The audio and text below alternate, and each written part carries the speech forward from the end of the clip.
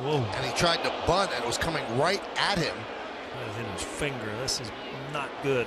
That finger a lot of time is pinned against the bat when you bunt.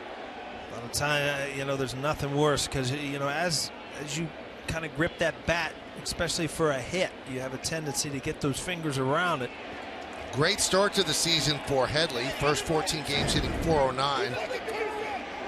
Last 18, 176. Oh, that's wrong. Why can an umpire sit there and point?